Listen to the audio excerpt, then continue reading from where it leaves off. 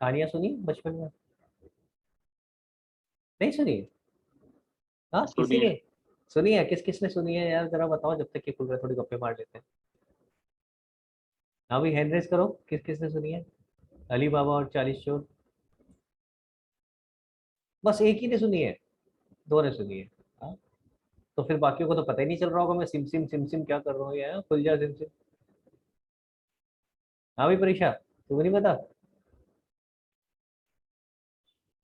Sir खुल जा SIM SIM कर रहा है पर स्टोरी नहीं पता है। इसके पीछे पता नहीं है स्टोरी क्या थी? अरे बाप रे, फिर क्या फायदा हुआ, फिर तो उसका पीछे का क्रक्स ही नहीं पता चलेगा। तो वो एक गुफा में जाके लेफ्ट राइट करके जाना होता था। शायद मैं लेफ्ट राइट वगैरह तो मुझे नहीं पता कि ऐसा कुछ था। तो अली बाबा और 40 चोर की स्टोरी जब तक खुल रहा है बता देता हूँ। 40 चोर होते थे जो कि बड़े हाईटेक होते थे, हाईटेक इन द सेंस कि उनके पास एक गुफा थी जो इस पासवर्ड से खुलती थी, खुल जा सिम सिम। ठीक है, तो जब वो जाके वहां बोलते थे तो गुफा खुलती थी, अदरवाइज नहीं खुलती थी। तो सारा अपना खजाना वो वहीं रखते थे। तो मैं इसीलिए कोशिश कर रहा हूँ कि मेरी भी गुफा खुल जाए, इस तरीके से खुल जाए सिम सिम। हाँ, खुला तो सही यार, देखो काम कर गया यहाँ भी।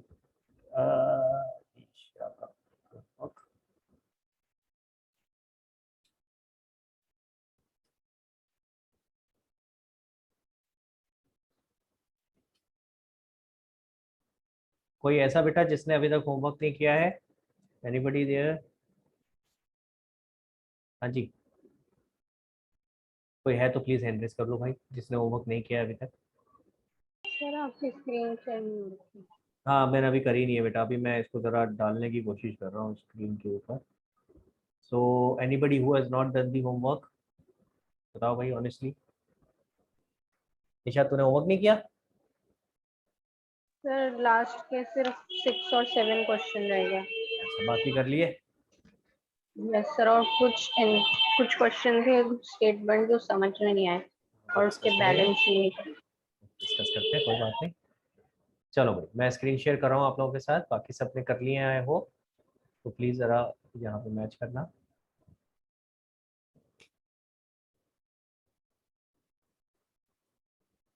हाँ जी, अपने अपने आंसर्स निकाल लो बेटा। तो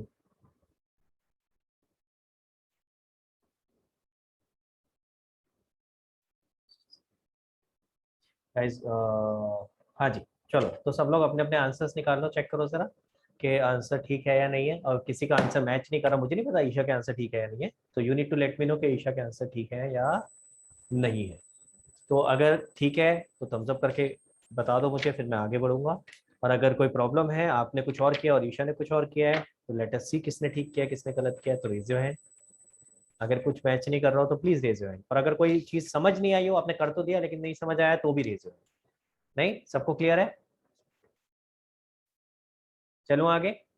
पहला वाला क्लियर हो गया, मैं भी देख लूं जरा इसमें सही लिखा है सब कुछ। एक और नई चीज बता देता हूँ, चलो जिसको देखे देखे।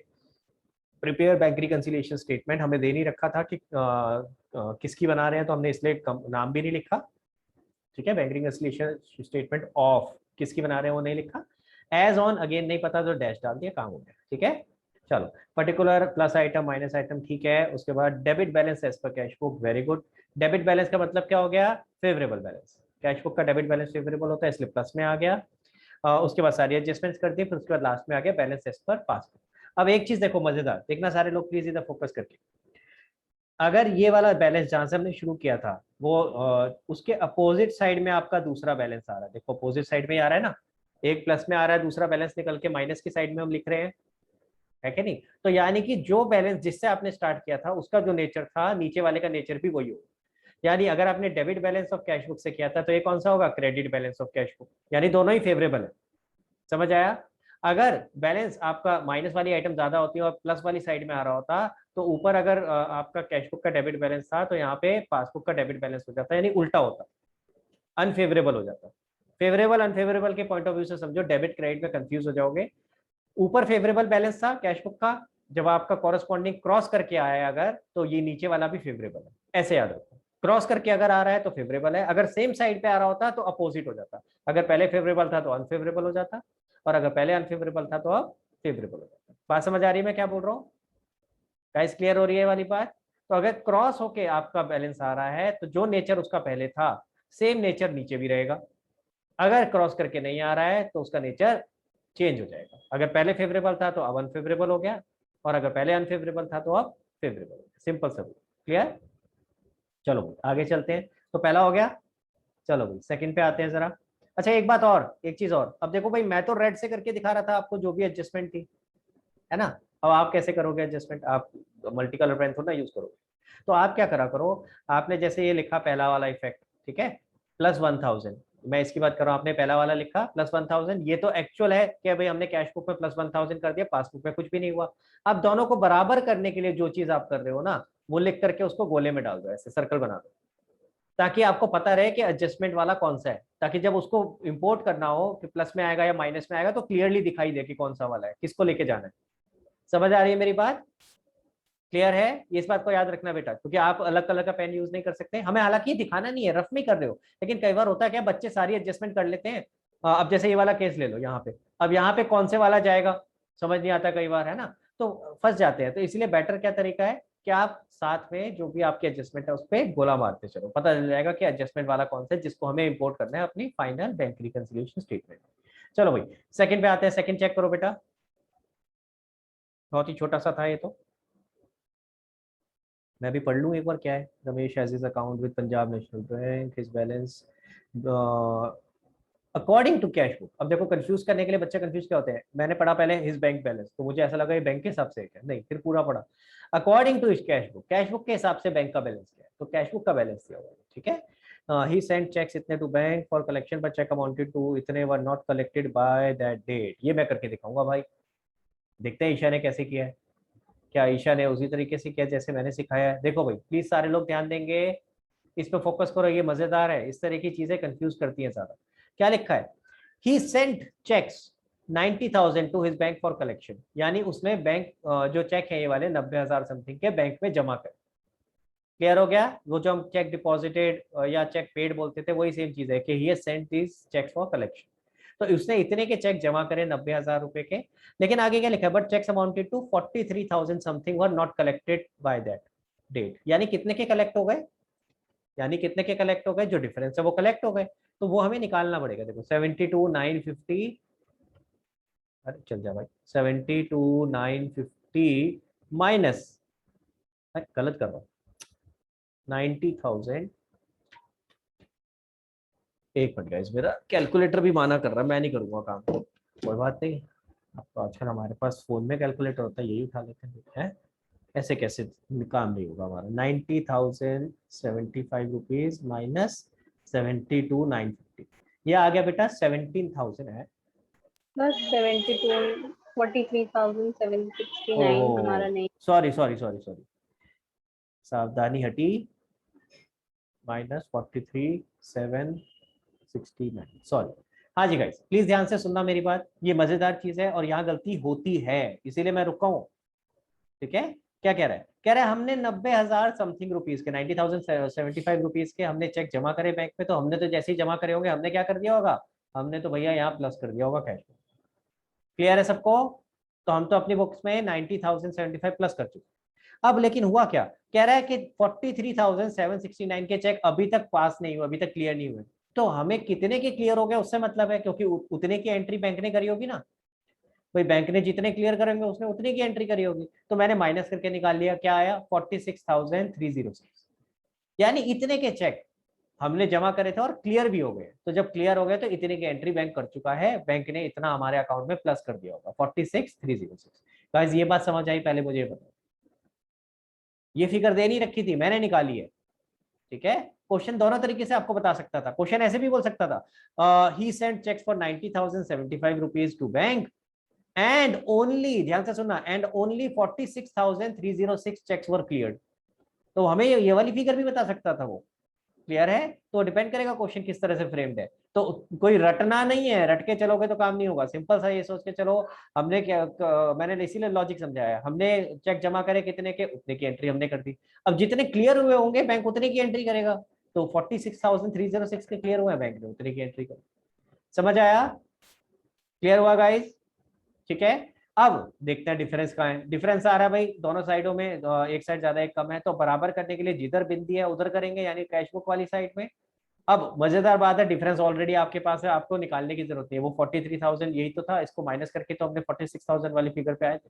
तो वो जो 43,769 है, that is the amount of difference. दोनों को बराबर करने के लिए क्या करना पड़ा अपने को, यहाँ पे माइनस करना पड़ा। तो यानी ये कहाँ आएगा, माइनस में आएगा, ये आ गया माइनस में। गाइज मुझे प्लीज एक बार जरा थम्स अप करके बताओ, ये एक इंपॉर्टेंट चीज है जो आपको समझ में आनी चाहिए कि हमने ऐसा क्यों किया। अगर नहीं आया तो प्लीज हैंड रेस करो, मेरे से दोबारा पूछो। हाँ सस्लीन पूछो बेटा।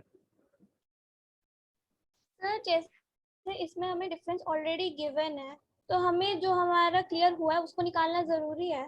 जरूरी नहीं है बेटा, लेकिन मैं हमेशा एक ही प्रोसेस फॉलो करने के लिए करूंगा, क्योंकि पता है क्या होगा, अभी क्वेश्चन इस तरीके से फ्रेम था, नेक्स्ट टाइम मान ले अगर आ गया कि कहाँ की जो मैंने अभी बताया था कि he sent cheques of 90,000 something and 46,306 cheques are clear, तो ये बड़ा कंफ्यूजन हो जाता है कई बार कि हमें वो वाली फिगर लेनी है या माइनस करके निकालना है, तो रटो मत। इससे बेटर क्या तरीका है, एक ही प्रोसेस सब जगह फॉलो करो। आई नो ये एक स्टेप हमने बढ़ा दिया, अगर देखा जाए, अगर इस केस में तो हमें बिना ये निकाले भी हम कर सकते थे, यही तो डिफरेंस था जो क्लियर नहीं हुआ, ऊपर लिख सकते थे, बिल्कुल लिख सकते थे। अगर आपको क्लिक कर रही है ये चीज तो अच्छी बात है, बट मैं हमेशा अवॉइड करवाता हूँ, क्योंकि कंफ्यूजन बढ़ जाती है जैसे जैसे हम इस चैप्टर में आगे बढ़ेंगे। अदरवाइज यू आर करेक्ट, हमें फिगर तो यही चाहिए थी 43,000 समथिंग, यही तो क्लियर नहीं हुआ, यही डिफरेंस का मुद्दा बनने वाला है। कई लोग इसको ऐसे भी कर देते हैं, देखो कई लोग ऐसे भी कर सकते थे, सीबी पीबी। लोग कहते हैं भैया जितने के क्लियर नहीं हुए उस पर फोकस करते हैं। दूसरा तरीका सिखा देता हूं आपको, जो क्लियर हो गए उसकी तो मैंने भी एंट्री कर दी और बैंक ने भी कर दी। एक और तरीका ऐसे भी सोच सकते हो कि नहीं सोच सकते, यानी कि जितने 46,306 है वो तो क्लियर कर चुके दोनों, तो उसका मैं लिखता ही नहीं दोनों साइड में, ना सीबी में ना पीबी में, सिर्फ उस पर फोकस करते हैं जो क्लियर नहीं हुए। यानी मैं तो प्लस कर चुका हूँ 43,769, पासबुक में कुछ भी नहीं हुआ है। आ रही है मेरी बात समझ में, क्लियर हुआ? I can think like this also, ठीक है, ये दूसरा तरीका है सोचने का। अब मेरे को दोनों को बैलेंस करना है, तो मैं यहाँ क्या करूंगा, -43,769, ठीक है। तो ऐसे भी सोच सकते हैं, देखो किसी भी चीज को करने के तरीके बड़े सारे हैं, बट मैं हमेशा पता है क्या प्रेफर करता हूँ, एक ही रास्ते से जाओ, ठीक है। आपको मैंने समझाया था ना, कनॉट प्लेस जाना है, बड़े सारे रास्ते हैं, अब एक ही रास्ते से जाओगे ना तो आपको इतनी अच्छी तरह से रट गया होगा, अरे आगे स्पीड ब्रेकर आएगा, अगर यहाँ गड्ढा आएगा, हाँ, तो आप उसी हिसाब से अपनी ड्राइव स्मूथ कर सकते हो, चाहे उसमें सड़क में जितने मर्जी स्पीड ब्रेकर हो, गड्ढे हो, लेकिन आपको पता है कहाँ कहाँ आने, तो आपको कब स्पीड बढ़ानी है कब कम करनी है, आपको पूरा सब कुछ पता है ना। तो इसीलिए मेरा सजेशन हमेशा ये रहेगा कि एक ही प्रोसेस यूज करो, लेकिन आपकी मर्जी, अगर आपको लगता है कि आप इस तरह से करना चाहते हो तो ऐसे भी कर सकते हो, और आपको लगता है कोई और भी तरीका है। अब मैंने एक लास्ट टाइम मेरे एक बड़े अच्छा इंटरेस्टिंग सा किसी ने तरीका बताया था, उनके टीचर ने कैसे कराया है, हो सकता है आपकी टीचर भी कुछ ऐसे करा रही हो। उन्होंने कराया कि ये दो एक लेफ्ट हैंड एक राइट हैंड ले लो, हाँ, किसी के कराया तो बताना, एक कैश बुक है एक पासबुक है, ठीक है। ये लेफ्ट और राइट हैंड क्या है, कैश बुक एक पासबुक। हमने कैश बुक में कुछ जैसे हमने बैंक में जमा करे, हमने कैश बुक में एंट्री करी तो कैश बुक बढ़ गया, ऐसे ऊपर कर लिया इसको, ठीक है, उन्होंने ये तरीका बताया था। और अगर पासबुक में कुछ हुआ है तो पासबुक को ऊपर कर लिया, अगर पासबुक में कम हुआ है तो उसको नीचे कर लिया। समझ में आ रही है मेरी बात? तो फिर हमें ऊपर करना है नीचे करना है, वो ऐसे करके प्लस या माइनस का तरीका बता रहे थे। तो again there are very various methods, मैं आपको वो सिखाता हूँ जो मुझे बेस्ट लगता है कि हाँ बच्चों को आसानी से समझ आए, but again it is your choice. अगर आपको इससे कोई और मैं ये भी बोलूंगा, अगर कोई जितने भी चीजें सिखा रहे हो ना, नॉट ओनली दिस, इस चैप्टर की बात नहीं कर रहा, सारे चैप्टर्स में अब तक जितने पढ़े हैं, अगर बेटा आपको लगता है कि जो मैं तरीका सिखा रहा हूँ उससे अच्छा तरीका है ना, तो please come forward and tell me, मैं चेंज करने को तैयार हूँ यार, इसमें क्या बुराई है। अगर कोई और अच्छा तरीका जो मुझे लगेगा हाँ यार ये बात तो सही है, ये तरीका अच्छा है, तो मैं वो अडॉप्ट करूंगा। आपको याद है शुरू में मैंने बताया था डेटर और क्रेडिटर को याद करने का तरीका, क्या बताया था परीक्षा?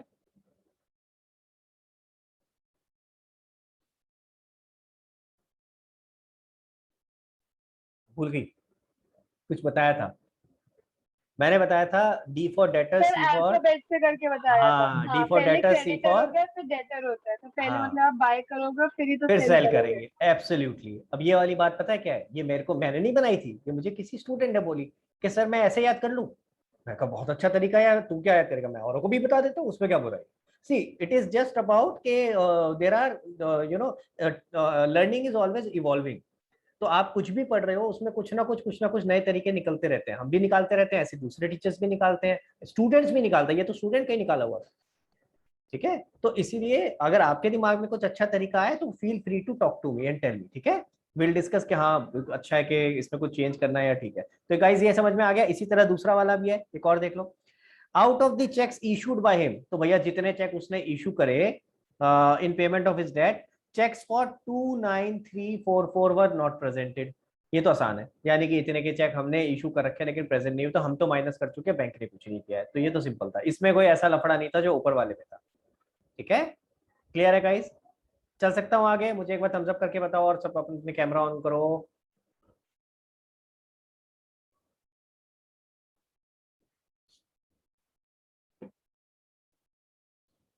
भाई थम्स अप तो दिख रहा है, कैमरा ऑन नहीं हुआ अभी तक, जल्दी करो जल्दी करो। और आरव और अरम, देखो भाई तुम लोगों ने मुझे पहले बीच में मैसेज करके परमिशन ली थी कि सर मेरा अभी नेटवर्क का प्रॉब्लम है या मैं कुछ और प्रॉब्लम है, मैंने दी थी ना परमिशन। तो अब ऐसे नहीं करो कि रोज रोज गायब हो जाते हो। अच्छा लगता है यार तुम्हारे चेहरे दिखते हैं मुझे। ठीक है, तो ऑन रखो प्लीज, ऑन रखो यार। हाँ चलो, थर्ड पे आते हैं। थर्ड क्वेश्चन देखो जरा, थर्ड क्वेश्चन का आंसर दिखा रहा हूँ, चेक करो सब लोग अपना अपना आंसर चेक करो। और अगर कहीं कुछ, ये तूने क्या करा भाई, बैलेंस नहीं किया? कहाँ गई ईशा? सर उसमें एक अंडर कास्ट वाली एंट्री थी, आपने कहा था छोड़ दीजिए। अच्छा अच्छा अच्छा, वो रह गया था एक अभी, तो चलो अभी करते हैं उसको। बाकी चेक करो पहले, पहले बाकी चेक कर लो बेटा। हाँ Pariksha. Sir fourth part. Fourth point, cheques of ₹9,200 were issued, of which 2,200 were presented for payment. वही वाला, अब ये वही वाला आ गया, उल्टा वाला केस, जैसे अभी हमने उसमें किया था ना डिपॉजिट वाले में। तो देखिए जरा ईशा ने क्या किया। ईशा तेरा इसका वर्किंग कहाँ है बेटा? इसका वर्किंग नहीं बनती, फोटो नहीं खींची क्या? सर ऊपर है। पर है, ओके। सो फोर्थ पॉइंट में देखिए जरा क्या है। वेरी गुड ईशा, कि आपने वर्किंग साथ में दिया, वरना मैं चेक नहीं कर पाता। तो इसलिए अभी फिलहाल मेरे को जब भी भेजो तो वर्किंग प्लीज जरूर साथ में भेजना। चेक्स ऑफ 9200 वर इशूड, तो हमने जैसे इशू करे हम तो माइनस कर चुके हैं बेटा। क्लियर है परीक्षा?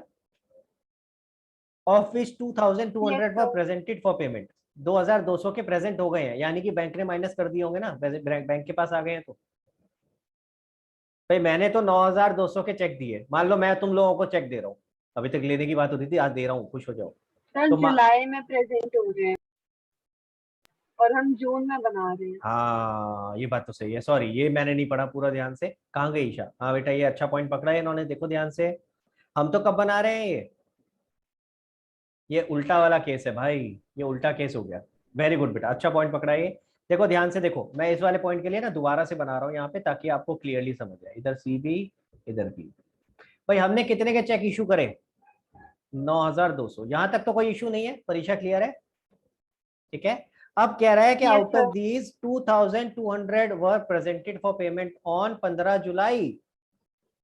और हम कब बना रहे हैं? ऊपर देखो डेट क्या लिखी है, 30th June. 30 जून। तो हम 30 जून को बना रहे हैं, और ये वाले चेक बाद में प्रेजेंट हुए हैं।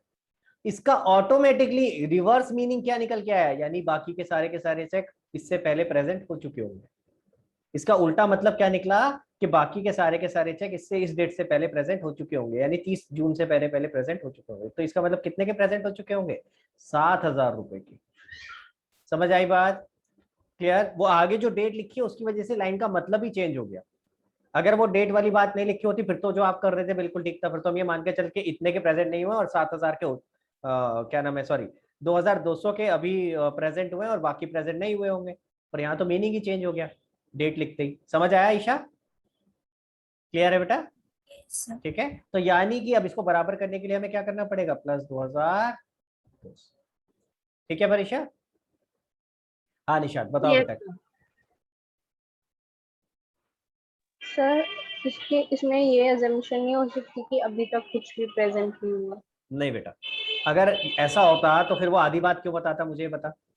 तो ऐसे में फिर वो आगे सर बोलता ना, ऐसे में वो कंप्लीट करता। ठीक है, ऐसे में क्वेश्चन कंप्लीट करता। Cheques of 9,200 were issued, of which 2,200 were presented for payment on 15 जुलाई and the remaining are not presented at all. ठीक है, तो ऐसा करके बोलता वो। अगर वो ये बोल रहा है कि इतने के बाद में प्रेजेंट हुए हैं, तो फिर ऑटोमेटिक असम्पशन क्या निकल के आती है कि बाकी प्रेजेंट हो गए होंगे। हाँ हालांकि मैं हमेशा इस चीज को एग्री करता हूँ कि यार मतलब तुम जबरदस्ती ऐसी असम्पशंस वाली सिचुएशन पे पहुंचाते ही क्यों हमें, लिख देते तो क्या चला जाता। कि एंड 7000 वर प्रेजेंटेड, ऐसे लिख देते यार, पर नहीं। तो भाई अब कुछ नहीं कर सकते, जैसे क्वेश्चन फ्रेम्ड है तो है। ठीक है, समझ आया बेटा?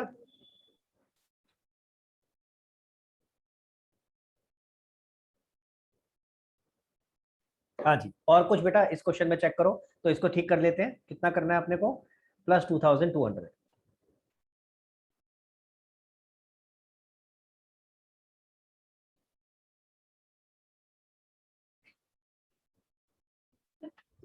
हाथ देख के, हाँ ध्यान से हाथ देख के।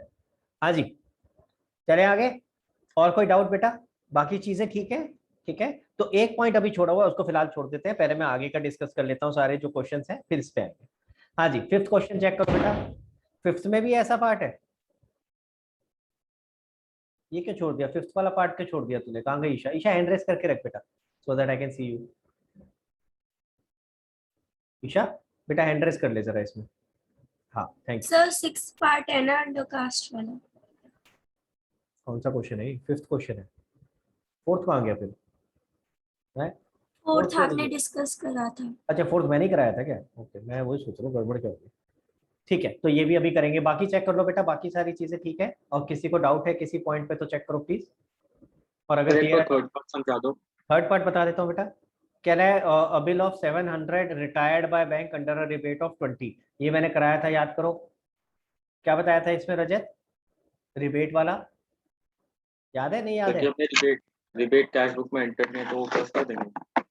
नहीं, पहले इसकी Add कहानी item। याद है? कहानी क्या थी, मतलब क्या बताया था, सिचुएशन क्या थी? कि हमने बैंक को एक बिल दे दिया है, ठीक है, कि ये पे करना था। ठीक, देखो मैं ऊपर दिखाता हूँ आपको, यहाँ पे होगा, कहाँ चला गया?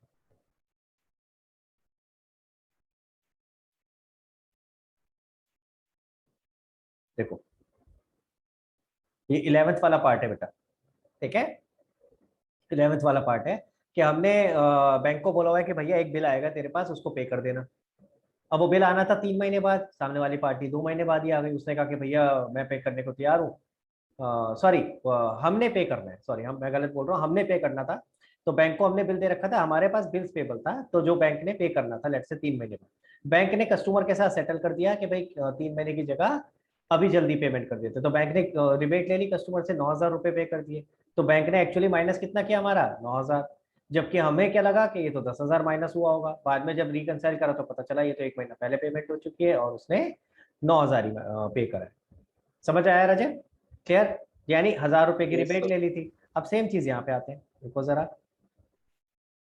सेम चीज यहाँ पे समझते हैं जरा क्या हुआ है। देखो क्या कह रहे हैं, कह रहा bill of 700 retired by bank under a rebate of 20 rupees. यानी 700 रुपए का बिल था, 20 रुपए की रिबेट मिल गई। The full amount of bill was credited in cash book. हम पूरा का पूरा माइनस कर चुके हैं। इसका तूने कहा बनाया बेटा? इसका नहीं बनाया।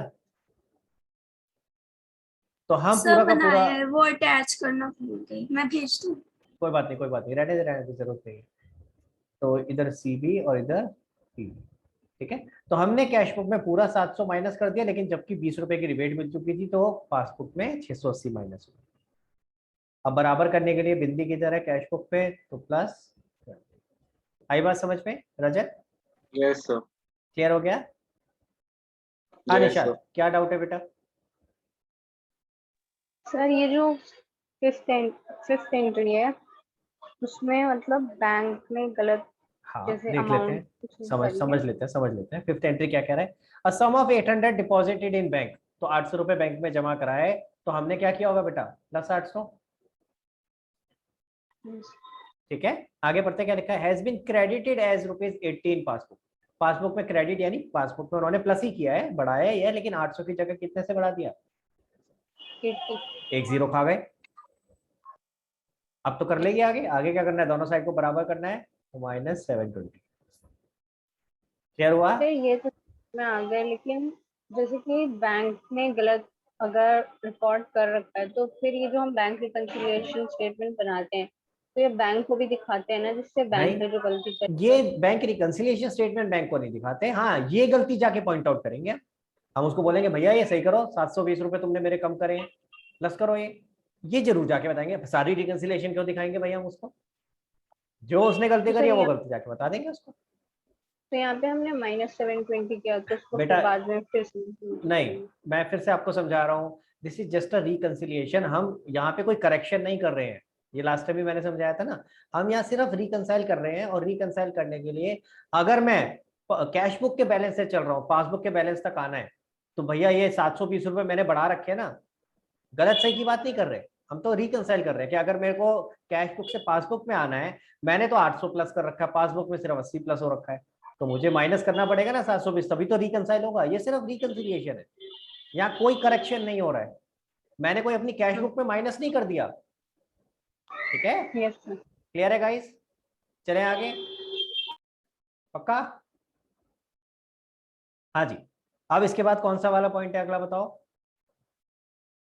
और कोई डाउट इसमें? चले आगे।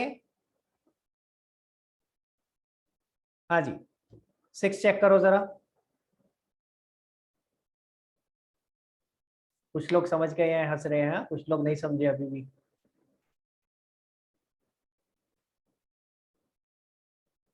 हाँ जी, 6 चेक करो, चलो 6 वाले में क्या होगा?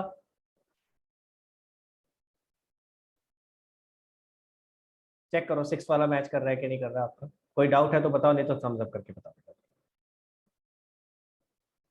क्लियर है 6 सबको? प्लीज थम्स अप करके बताओ, चेक करो जल्दी से। हाँ परीक्षा, पूछो बेटा। Third part. थर्ड पार्ट,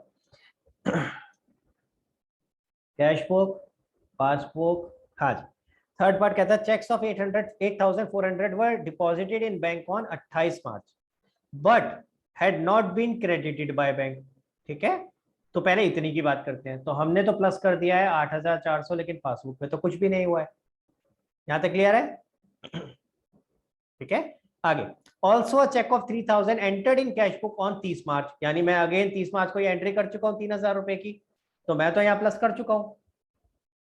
लेकिन आगे क्या कह रहा है बॉस, बैंक ऑन 3 अप्रैल, यानी बैंक में तो 3 अप्रैल को डाला है, तो बैंक तो ऑटोमेटिकली अभी तक कुछ नहीं करा होगा, तो अगले महीने में हुआ होगा जो हुआ होगा बैंक। तो 30 कौन सी है, मार्च, 31 मार्च, 31 मार्च तक इन दोनों के लिए बैंक ने कुछ नहीं किया। आई बात समझ में? अब मैं अगर इन दोनों को मैच करूंगा, अभी दोनों एक ही साइड है, प्लस करके ले लो, कितना हो गया 11,400, तो मैं यहाँ 11,400 से माइनस कर दूंगा दोनों साइड को मैच करने के लिए। आई बात समझ में? क्लियर? Yes sir, yes. कहाँ कंफ्यूज हुई थी? मैंने स्प्लिट करके लिखा हुआ था। उससे फर्क नहीं मैं पड़ेगा, 800 कोई बात नहीं। 8,400 अगर, ढूंढ ली थी। अच्छा नहीं, अगर लेकिन अगर आपने दो अलग अलग माइनस भी किए हैं, एक ही बात है यार। देखो मैंने ऐसे एक साथ कर दिया, वरना आप ऐसे भी कर सकते हो, आपकी मर्जी, इससे क्या फर्क पड़ना है। आप दोनों को अलग अलग दिखाना चाहते हो तो लो, 8,400 को अलग और 3,000 को अलग, one and the same thing. ठीक है, चलो भाई, और बताओ, और कोई डाउट इस वाले में? आगे चल सकते हैं। हाँ निशात, पूछो बेटा। सही, मतलब फोर्थ एंट्री है, इसमें लिखा है ना कि 2,400 का हमने डिपॉजिट कराया था, तो डिसऑनर हुआ 2 अप्रैल को। हाँ तो हुआ क्या, डिसऑनर तो पहले हो गया, एडवाइस बाद में आई है। एडवाइस 2 अप्रैल को अच्छा। आई है, यानी बैंक तो माइनस कर चुका है, तो बैंक ने माइनस कर दिया है। डिसऑनर होते क्या होगा भैया, बैंक तो पैसे काट लेगा ना। हाँ मतलब ये समझ लो क्या है, ये चेक है ना, सॉरी बैंक ने माइनस नहीं किया है, हमने प्लस किया हुआ है, बैंक ने कुछ भी नहीं किया। तो देखो क्या है, प्लस 2,000, हमने चेक जमा कराया, सॉरी 2,400। देखो भाई ध्यान से देखो, तो हमने चेक जमा कराया, हमने 2,400 बढ़ा दिया, बैंक ने कुछ नहीं किया। यहाँ तक क्लियर है चेक जमा कराने की सिचुएशन पे? अब डिसऑनर हो चुका है, हमें तो पता ही नहीं चला, हमें तो 2 अप्रैल को जाकर पता चला डिसऑनर हो गया है। तो अगर 31 मार्च को पोजीशन देखे तो यही होगी जैसी अभी दिख रही है, तो उसको बराबर करने के लिए क्या करेंगे? 2,409। ठीक है, और फिर जब सर रिसीव होगा हमें पता चलेगा इन्फॉर्मेशन, कब क्या तो हम होगा? एंट्री कर देंगे, फिर तो हम एंट्री कर देंगे ना भाई अपनी बुक्स में, तो फिर ये रिकंसिलिएशन का पार्ट नहीं रहेगा, फिर तो हमारा 2,400 वाला जो डिफरेंस था वो खत्म हो जाएगा। ये तो हम किसी एक पर्टिकुलर डेट पे बना रहे हैं, तो उस डेट पे जो डिफरेंसेस होते हैं उनको आइडेंटिफाई कर रहे हैं ना। ठीक और है, सर ये जो थर्ड वाली एंट्री है, इसको एक बार वापस समझा दीजिए। उसमें क्या चीज समझ नहीं आई बता? सर उसमें जैसे कि बोला है कि 3 अप्रैल को हुआ है, वो समझ नहीं आया। 8,400 वाला क्लियर है? Yes sir. हाँ तो अब अगला पढ़ यस। लो। Also a cheque of 3,000 entered in cash book but was banked on 3 April, यानी कि 3 अप्रैल को हमने चेक जमा कराया, तो एक्चुअली तो ये हमारी बुक्स में चेक इन हैंड के नाम से आनी चाहिए थी, बैंक में आना ही नहीं चाहिए था। क्लियर हुआ? तो हमने प्लस कर दिया 3000, बैंक ने कुछ भी नहीं किया है। बैंक के पास जब जाएगा तभी तो कुछ करेगा। चलो आगे। Yes sir. हाँ जी, यस अगला देखो बेटा, 7th वाला चेक करो, आई थिंक लास्ट है, इसके बाद हम आगे नया कॉन्सेप्ट सीखेंगे।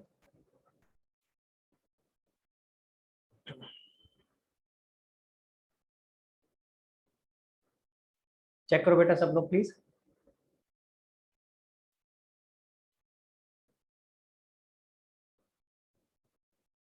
हाँ निशाद, क्या डाउट है बताओ। नहीं सर, वो पहले का है। अच्छा पहले का ही था। तनीषा, शगुन, क्लियर है बेटा ये?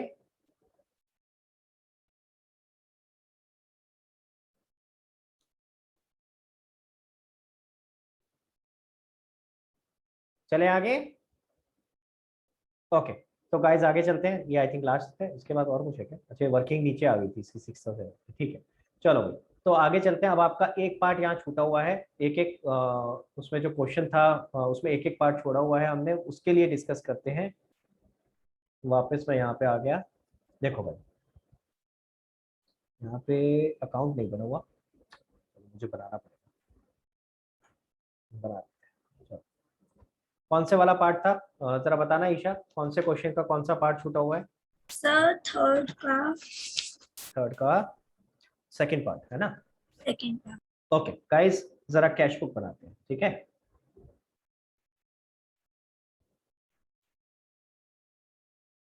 मैं ज्यादा पूरा का पूरा फॉर्मेट नहीं बना रहा हूँ, ठीक है, शॉर्टकट मार रहा हूँ।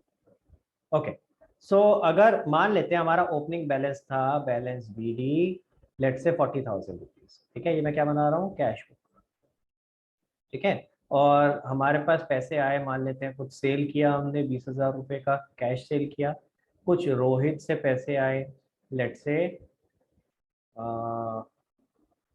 40,200, ठीक है। और हमने मान लेते पेमेंट करी पवन को 30,000 रुपये की, ठीक है। और मान लेते हैं हमने कुछ स्टेशनरी खरीदी 5,000, इतना ही लेके चलते हैं, ठीक है। कौन सी साइड ज्यादा है बेटा?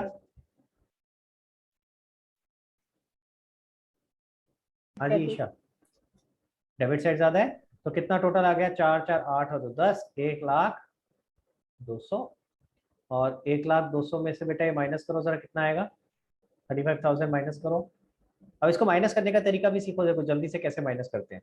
35,000 है तो मैंने इसकी जगह अगर 30,000 माइनस कर देता हूँ तो कितना आएगा, 70,200, फिर 5,000 और माइनस कर लो 65,200। समझ आया? आया नहीं आया? जल्दी जल्दी कर दिया। तो राउंड राउंड फिगर्स पहले माइनस कर दी, फिर बाकी जो 5,000 था वो और अलग से माइनस कर दिया, ठीक है। तो इजी हो जाता है ऐसे, बाय बैलेंस सी। क्लियर हुआ गाइस? अब जरा समझना इसका मतलब क्या है जो क्वेश्चन कह रहा है। क्वेश्चन कह रहा है the receipt column of cash book under cast by 200। Receipt column कौन सा है? Debit side. डेबिट साइड वाला भाई, ये रिसिप्ट होता है ना, this is receipt and this is payment. तो रिसिप्ट कॉलम जो है इट इज अंडरकास्ट। अंडरकास्ट का मतलब जब हमने, अच्छा ये अंडरकास्ट और ओवरकास्ट का मतलब क्या होता है, टोटलिंग एरर है, ये टोटलिंग का एरर कि हमने जब टोटल किया तो या तो टोटल कम हो गया या टोटल ज्यादा हो गया, ठीक है। तो जब हम टोटल कर रहे थे तो या तो हमारे हाथों से जब हम टोटलिंग कर रहे थे गलत हो गया, या फिर कैलकुलेटर में कुछ गड़बड़ हो गई, वट पॉइंट इज कि अल्टीमेटली कुछ प्लस माइनस करने में गड़बड़ हो गई। अंडरकास्ट का मतलब टोटल कम हुआ, तो यानी ये कह रहा है कि इट इज अंडरकास्ट बाय 200, यानी कि हमने इस टोटल की जगह क्या ले लिया। आई बात समझ में? अगर ये ओवरकास्ट बोल रहा होता इतने से ओवरकास्ट है, तो अगर मान लो 200 से ओवरकास्ट होता तो मैंने क्या लिया होता, 1,04,000 रुपये, जितना होना चाहिए था उससे 200 ज्यादा हो गया। अब इसका इंपैक्ट सोचो, ये वाला अंडरकास्ट वाला लेके चलते हैं। ईशा, अगर ये 200 रुपए से अंडरकास्ट था तो मेरे बैलेंस पे इंपैक्ट क्या होगा? भाई मैंने यहाँ 1,00,000 लिया है तो यहाँ भी तो 1,00,000 ही लिया होगा, यही फिगर मैं यहाँ लेके गया हूँ। और अगर 1,00,000 लेके गया हूँ तो ये मेरा बैलेंस कितना आया होगा, 65,000। 5,000। यानी कि क्योंकि रिसिप्ट साइड मेरी अंडरकास्ट थी तो ऑटोमेटिकली मेरा बैलेंस उतने से ही कम हो गया। समझ आई मेरी बात? यानी मैं ये बोल सकता हूँ, पहले मैं करेक्शन वाला procedure, sorry not correction, reconciliation वाला पॉइंट बता रहा हूँ। यानी कि कैश बुक 200 से मेरी शॉर्ट है, एज कंपेयर टू पासबुक। भाई मेरा जो बैलेंस होना चाहिए था कैश बुक का वो 200 से कम रह गया ना, समझ आ रही है बात? तो मेरा कैश बुक 200 रुपए से कम है as compare to passbook. Clear हो रहा है गाइस? समझ आया? भाई थम्स अप करके बताओ जल्दी से, पहले ये वाला पॉइंट थम्स अप करके बताओ, ये इंपॉर्टेंट पॉइंट है। नहीं आ रहा समझ में तो दोबारा बताना बेटा, मैं दोबारा समझा दूंगा, परेशान मत होना, लेकिन प्लीज बताओ मेरे को। और शगुन तू गायब क्यों है? तेरा ब्लैक स्क्रीन क्यों आ रही है बेटा? तेरा कैमरा तो ऑन है।